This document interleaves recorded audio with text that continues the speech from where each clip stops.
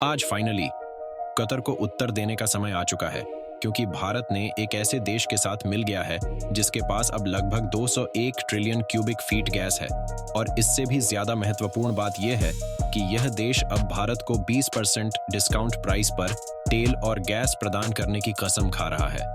इतनी छूट रूस ने तक नहीं दी है। यहाँ तक कि अगर हम कुल आवश्यकताओं की चर्चा करें तो कतर भारत की कुल आवश्यकताओं का लगभग 40% हिस्सा करता है, और कतर ने यही दृष्टिकोण बनाए रखा था कि भारत अपनी गैस आवश्यकताओं का सही आयात करेगा। मध्य पूर्व क्षेत्र की बात करें तो सीधे तौर पर नहीं, लेकिन सभी देश इसमें शामिल हैं। इजराइल और हमास के टकराव में रूस यूक्रेन के साथ के नुकसान में शामिल हो रही है, और कतर को यह समझ में आ रहा है कि भारत के लिए इस समय तुरंत अपनी गैस सप्लाई को बदलना मुमकिन नहीं होगा, और शायद उन्हें हमसे ही गैस खरीदनी पड़ेगी। लेकिन आज को यह मिथ्या बात साबित हो चुकी है कि कतर का यह सोचना पूरी तरह गलत है। हमने बताया कि भारत को एक बड़े गैस फील्ड का पहुंच मिला है। इसके अलावा हमें नए देशों में भी पहुंच मिल रही है। यहाँ हम न केवल गैस खरीद सकते हैं, बल्कि भारतीय कंपनियां यहाँ पर काम कर सकती हैं और यहाँ से गैस निर्यात भी कर सकती हैं, और ये देशों के भी पूरे विकास में मदद कर सकती हैं। इस छोटे से वीडियो को समझने के लिए आप इसे लाइक करें और चैनल को सब्सक्राइब करें, और वीडियो में पूछे गए महत्वपूर्ण सवाल का जवाब जरूर दें।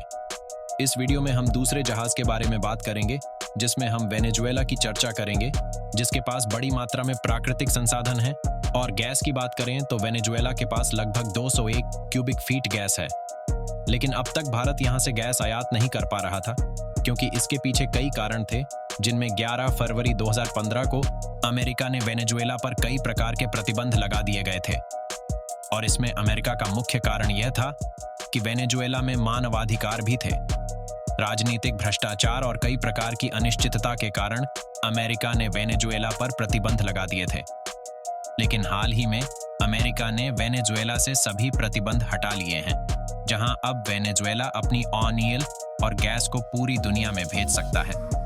इसके अलावा रिपोर्ट में यह भी कहा गया है कि आने वाले 6 महीने में सैमसंग से हटाया गया है, लेकिन आगे चलकर इसे और बढ़ाया जा सकता है। लेकिन यहाँ भारत की बात की जाए तो भारत की सबसे बड़ी ऑयल और गैस कंपनी ONGC विदेश लिमिटेड है। यह कंपनी काफी लंबे समय से संघर्ष कर रही थी, क्योंकि कंपनी के पास क्रिस्टल फील्ड का 40% हिस्सेदारी है, जो कि ईस्टर्न वेनेजुएला में है। वहीं ONGC ऑयल एक्सप्लोर करने वाली कंपनी है, इसलिए अब वहां से गैस बेचने का भी संभावना है। वेनेजुएला में ONGC के करीब $500 मिलियन से फंसे हुए हैं, जिनमें डिविडेंड भी रिकवर हो सकता है।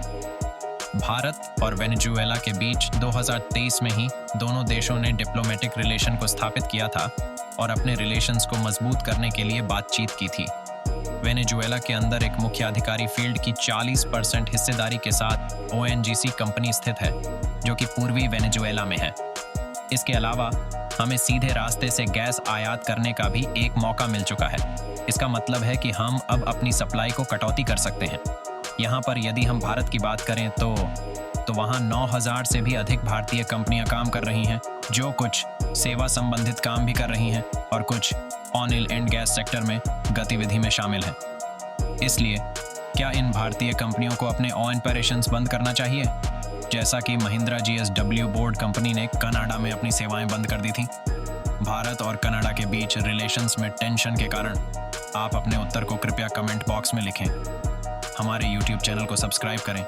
हम आपको नई और दिलचस्प जानकारी देने के लिए वहां मिलेंगे। जय हिंद।